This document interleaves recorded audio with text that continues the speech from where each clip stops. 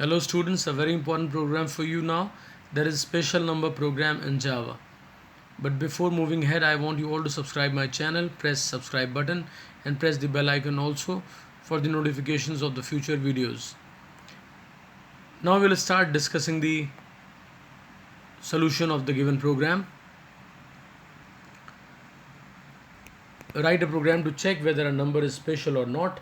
A number is said to be special if the sum of the factorials of its digit is equal to the original number. An example we have taken is 145. So if we calculate the factorial of the digit 5, it will be 120. Factorial of 4 will be 24. Factorial of 1 is 1. And when we add all these factorials, we get 145.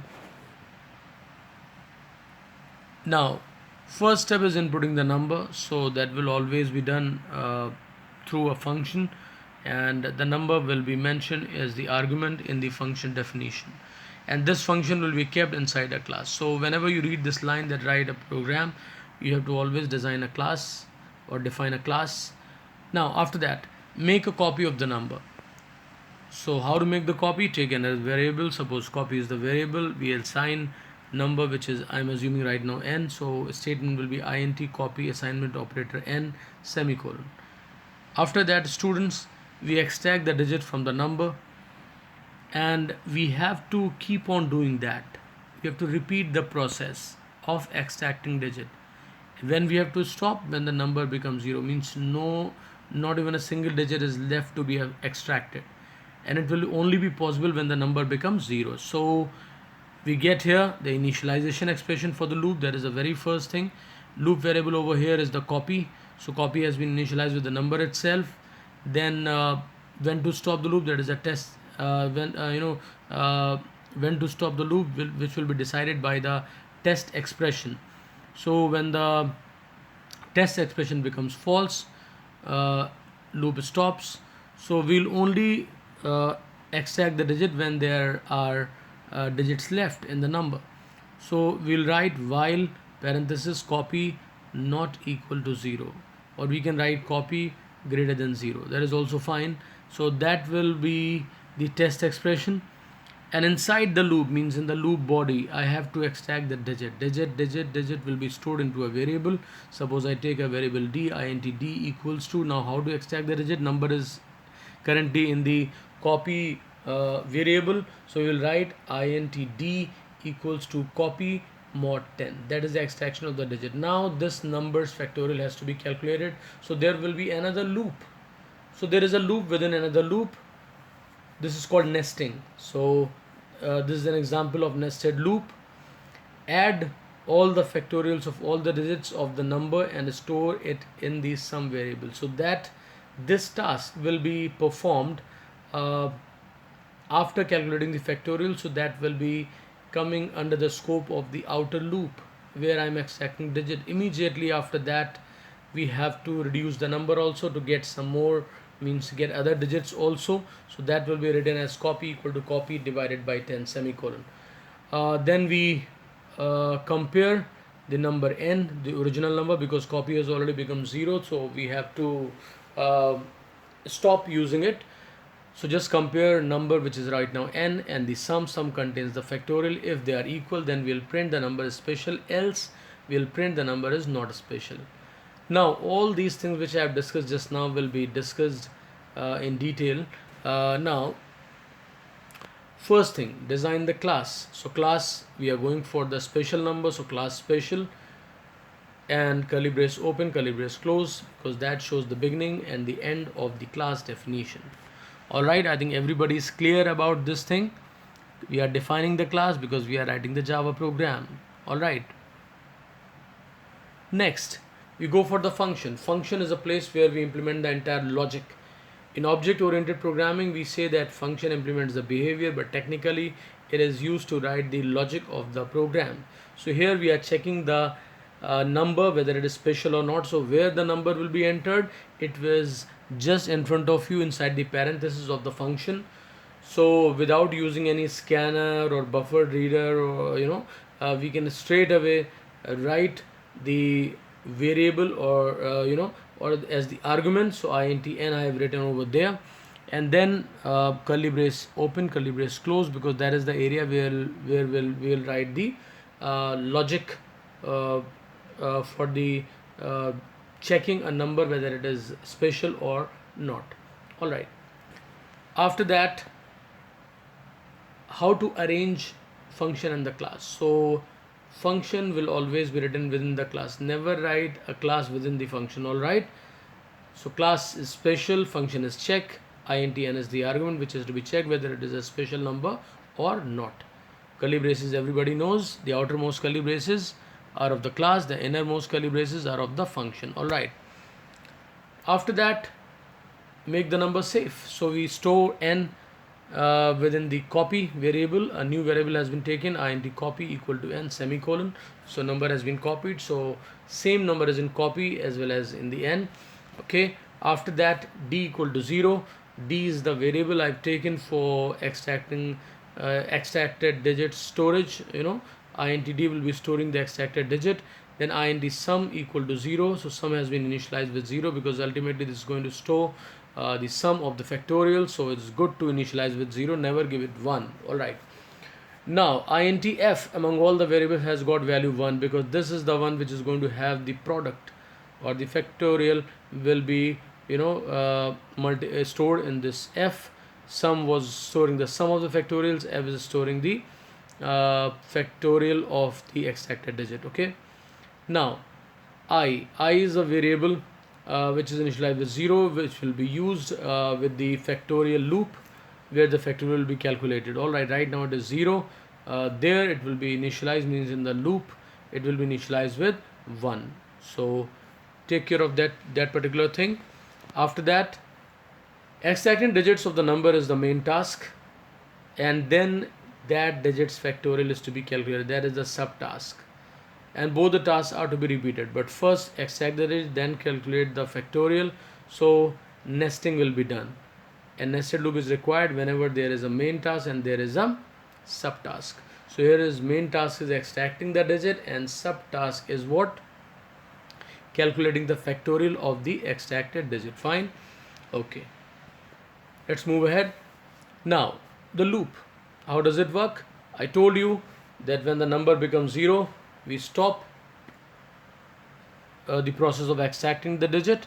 So the test expression is copy not equal to 0. Initialization, because every loop has got three very important things: initialization, test, and update. So initialization of this while loop was int copy equal to n. Now test expression with the while, that is copy not equal to 0. So that is with the moment it becomes false, loop will be stopped. You can write while copy greater than 0 also, that is also fine. Now we begin the loop. First extract the digits, very easy. D equal to copy mod 10. Every time you write mod 10, so rightmost digit is extracted and it's been stored here in the d variable. Okay. After that, I have written a command the loop to calculate the factorial of the digit. So this is the place where you will insert the loop for calculating the factorial of the digit d. All right. Now after that, we have to add this factorial which is stored in the f into the sum variable, and finally sum has to be updated. All right. So the statement over here is sum equal to sum plus f. After that, we reduce the number or we update the copy. So update expression is here, copy equal to copy divided by 10, and finally we close the outer loop. Okay. Now I hope everybody has got the clear idea how to extract the digit and how to go about adding it to sum. It's very important. After that, we have got to understand the working of the factorial, or how to calculate the factorial. Okay. Any numbers factorials, any x, y, z, whatever the number I take, its factorial, if I want, that means I have to start multiplying 1 into 2 into 3 into 4 up to the number n. All right, or whatever the number I've taken. So that will give us the factorial. So factorial of 1 if I take, then it is 1. So loop will be running from 1 to 1, means int I equal to 1 semicolon I less than equal to 1 I, because the value of number is 1 right now. So I plus plus, like that, and inside that we have to write f equal to f into I. So only one time this loop is going to work, so that will be 1 into 1, and finally f will contain 1. Now when the digit extracted is 2. So here it's going to be the loop which will be working 2 times, because I value is 1, and it will be I less than equal to d which is 2 right now. So first time it will work for when the I is 1, second time it will work for the when the I is 2, and the expression over there is f equal to f into I. That's very important. Some students make a mistake. They simply write in the loop f asterisk I and then they leave. Please remember that we have to assign the product to the f variable. That is very important. Alright. After that, the actual program and whatever you have learned till now, all these things are to be brought together. How does it work? I've told you, write a Java program. That means designing a class or defining a class. So class special over here is, that is the first line, and the curly brace open, that means that is the beginning of the class definition. Second line, public void check. There is a function, it contains an argument int n, then curly brace open, int copy equal to n. So copy has been initialized with the value n, sum has been initialized with 0, d assignment operator 0, f equal to 1, I has been taken as 1.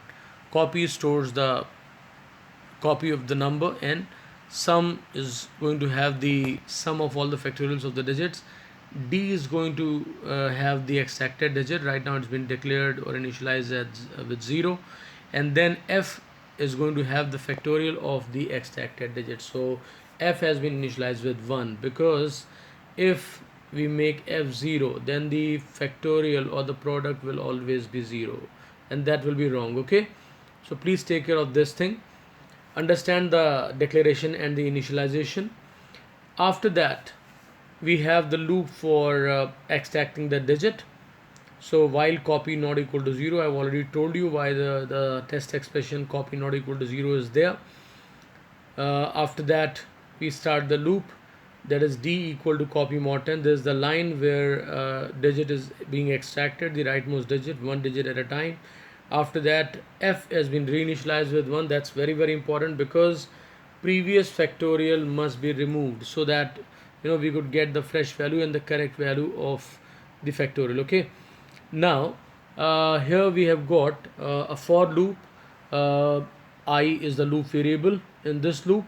The outer loop was having the loop variable as copy, and here in the for loop, which is the inner loop right now, it contains I, which as the loop variable, it's been initialized with the value 1, and I less than equal to d. D contains the extracted digit. Okay, and after that, I plus plus means increase the value of I with 1, that is the update expression. So all the three things are intact: initialization, test, and update. Now what about the loop body? Loop body is the place where we are going to calculate the factorial. So I've already discussed the expression to calculate the factorial, that is f equal to f asterisk I. Never leave f asterisk I only. Okay, semicolon, then curly brace close. So that is the loop meant for calculating the factorial. Okay, after that we have to add the factorial which we have calculated just now to the sum, and that final result of sum plus f will be stored in the sum. So that updation is very important. Okay, then only it can be compared with the number, and after that reducing the number so that I could extract other digits also. So copy equal to copy divided by 10, and then we close the curly brace. That is the closing of the outer loop. So one major task is over here with the nested loop. Outer loop is for extracting the digit, inner loop was there for calculating the factorial. After that, we have got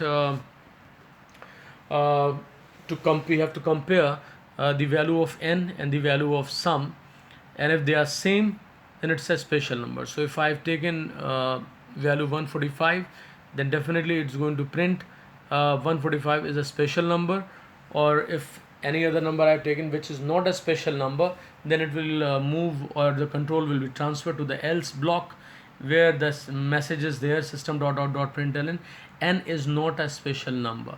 So whatever the number is there in the end, that is going to be printed with a message is not a special number. After that, we close the curly brace of else, then closing the curly brace of function, and then we close the curly brace of the class.